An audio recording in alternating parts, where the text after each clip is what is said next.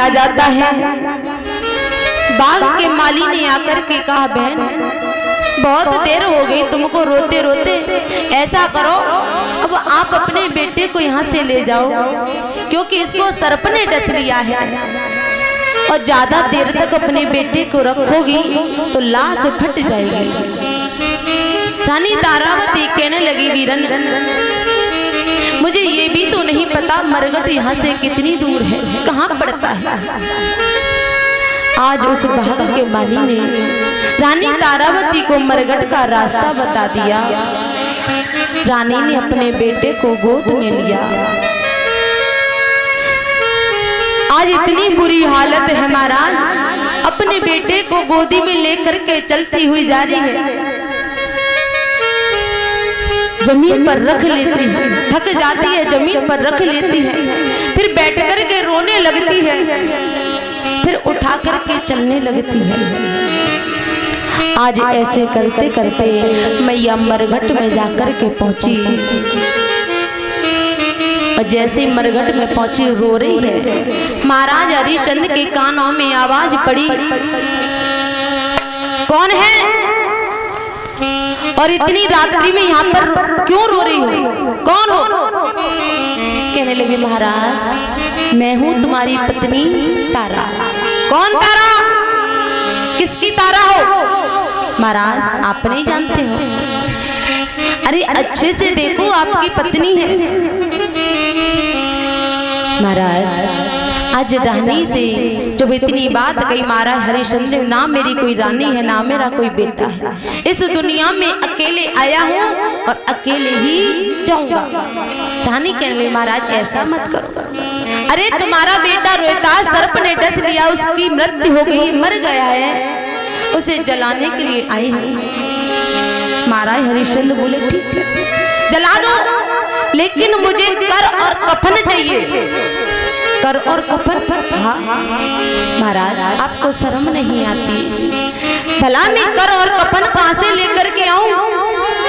जब आप मुझे छोड़ करके चले आए थे तो मेरे पास कोई फूटी कौड़ी भी नहीं थी, आप मुझसे कर और कफन मांग रहे हो, कहां से लाऊं? महाराज हरिश्चंद्र से बोली रानी,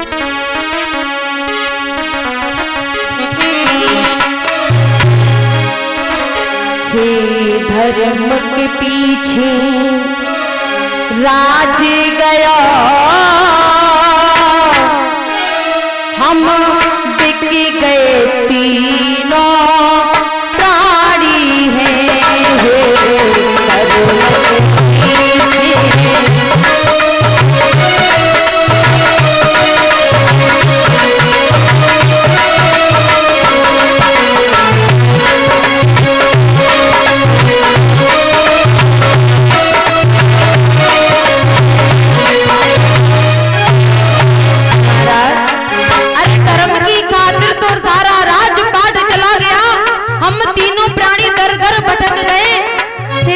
हमसे करो कफन मांग रहे हो। हे धर्म के पीछे राज गया, हम बिक गए तीनों प्राणी हैं। इस धर्म के पीछे बेटा की और चली गई जिंदगी।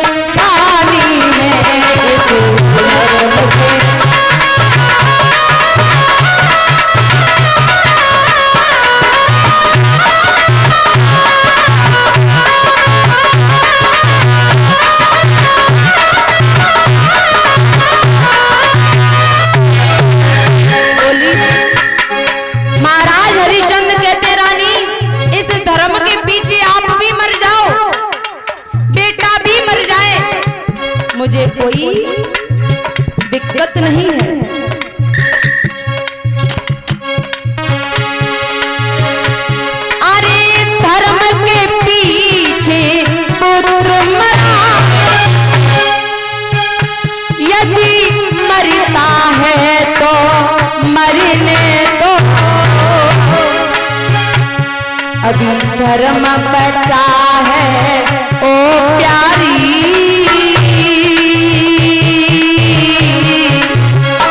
अभी धर्म बचा है ओ प्यारी, इस धर्म की आनी निभाने को।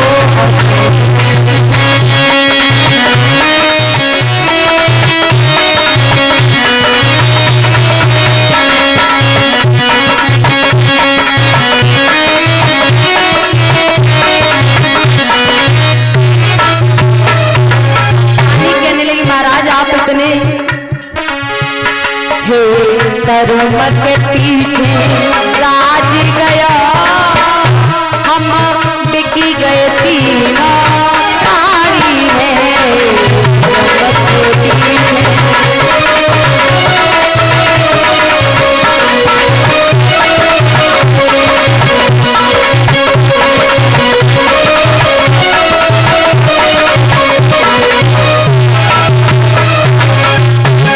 रानी, तुम धर्म की बात करती हो तो धर्म के आगे मैं कुछ नहीं देखूंगा, ना पुत्र की चिंता ना पत्नी की चिंता, मर जाओ, मुझे तो केवल कर और कफन चाहिए।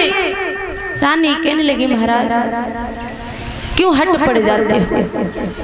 अरे कम से कम मेरी तरफ तो देखो, केवल एक साड़ी में खड़ी हूँ और तुम कर कफन के पीछे पड़े हो।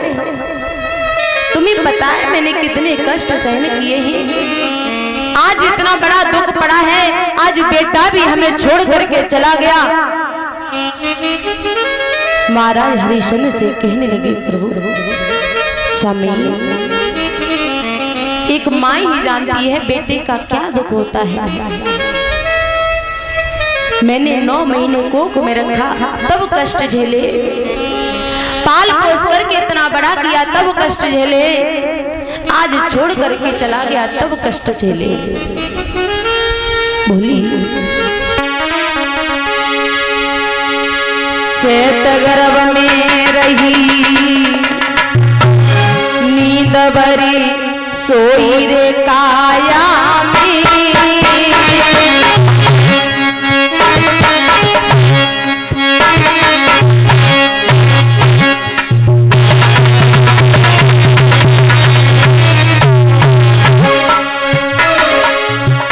मैंने पार करो सब कष्ट बैठे नहीं पाई रे छाया।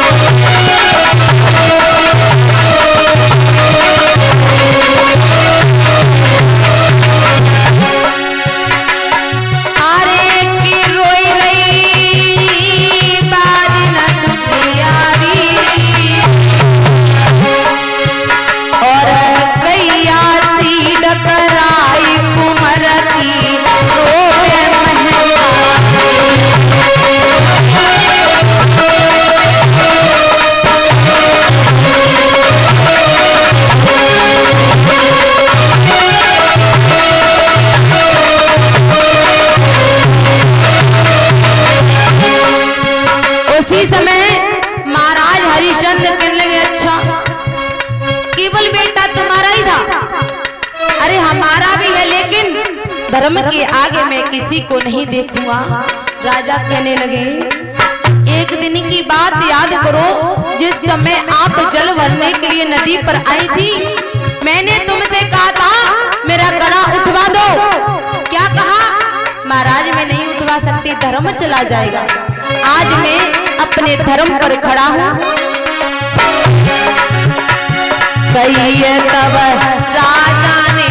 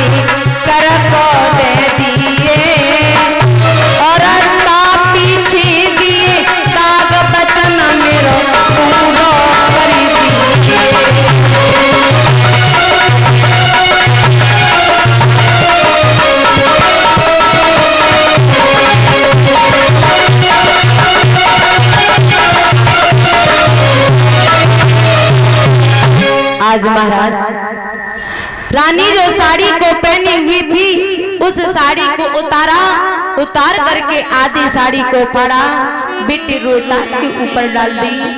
आधी साड़ी बची हुई थी महाराज हरिश्चंद्र को कर के रूप में दे दी।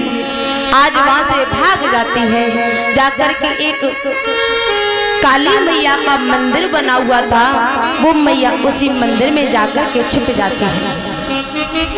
मंदिर में जाकर के छिप गई। इधर विश्वामित्र ने क्या किया, काशी के कुछ बच्चों को काट करके महाराज उस चौराहे पर, गांव के चौराहे पर डाल दिया। काशी में आवाज लगा दी, अरे काशी के लोगों, आपके गांव में एक डाहिन आ गई है जिसने कई बच्चों को काट करके खा लिया है। उस डायन को मरवा दो, नहीं तो वो पूरे गांव के बच्चों को खा लेगी। सभी दौड़ करके कालू मेहतर के पास में पहुंचे। कालू मेहतर से कहा, तुम्हारा हरिया कहाँ है, उसे बुलाओ। क्यों? क्योंकि गांव में एक डाहिन आ गई है, उसने कई बच्चों को मार करके खा लिया है, उसे मरवा दो। कालू मेहतर ने आज हरिया को बुलाया। हरिया से कहा, हरिया ये तलवार लो और जाओ, गांव में एक डाहिन आ गई है, उस डाहिन को मार करके आओ। यदि वो डाहिन नहीं मारी जाएगी तो गांव के सभी बच्चों को खा लेगी। हरिया ने आज हाथ में तलवार ली, चल देता है। काली मैया के मंदिर में जाकर के पहुंचा। काली मैया के पीछे वो मैया बिना साड़ी के लेटी है। मुख से खून लगा दिया था विश्वामित्र ने। हरिया ने जाकर के पीछे से रानी तारावती के केसों को पकड़ लिया, बाहर खींच करके लाए। और जैसे ही खींच करके लाए, मुख देखा, कहने लगे, तारा तुम? बोले, हाँ महाराज मैं हूँ। तुम्ही ने बच्चों को मार करके खाया है? कहने लगे, महाराज मैंने खाया है। जिस मैया का बेटा मर जाए वो माँ तो डाहिन हो जाती है, आप मुझे मार दो, मेरा उद्धार हो जाएगा, मेरा कल्याण हो जाएगा, मैं वैसे भी जीना नहीं चाहती। महाराज हरिश्चंद्र ने आज तलवार को उठाया। रानी तारावती के ऊपर जैसे ही तलवार को चलाया,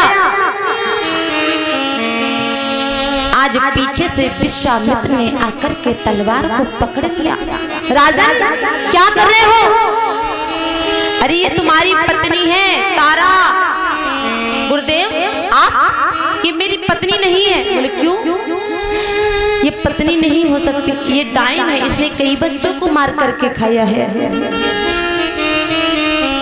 कहने लगे, राजन तुम धन्य हो, मैंने तुम्हारी परीक्षा ली,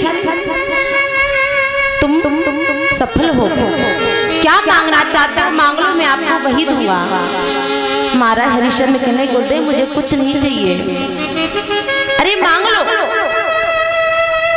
अरे गुरुदेव मैं आपसे क्या मांगूंगा? यदि मांगना चाहे तो मेरी पत्नी मांग सकती है।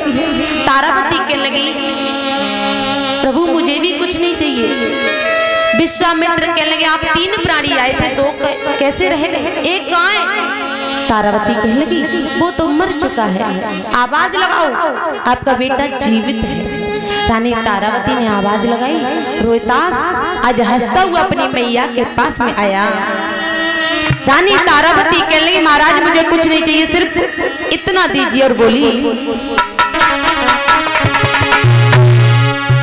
साही इतना दीजिए जाओ में कुटुंब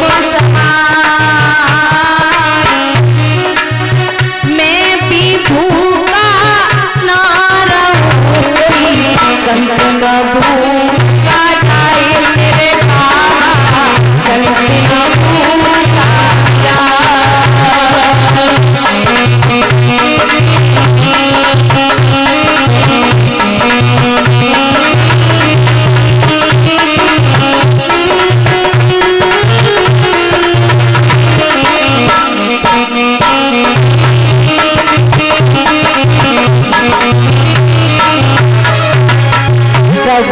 इतना दीजिए जाओ में कुछ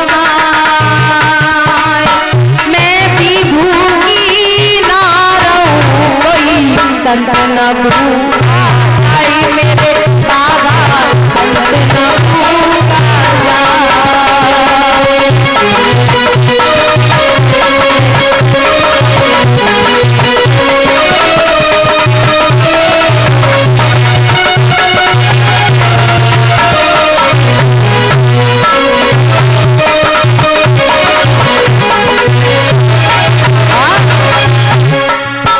सच्चा धागा प्रेम का मत तोड़ो चटका, टूटे से फिर ना जुड़े, जुड़े गाती मेरे भैया, जुड़े गाती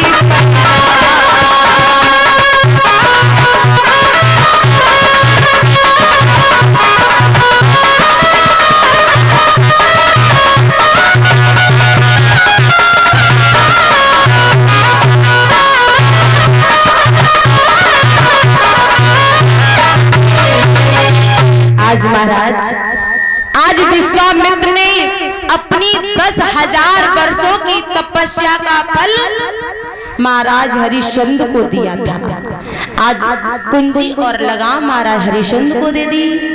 आज तीनों प्राणियों को अवध नगरी में लेकर के आए, बड़े प्रेम के साथ में राज्य करने लगे। बोली गोविंद भगवान की, कन्हैया लाल की। आज तुम्हें भी पता कथा 12 बजे शुरू हुई है और 6 बजे ही खत्म होगी। हम तो भैया टाइम के पाबंद हैं, अब तुम जा रही हो तो चली जाओ।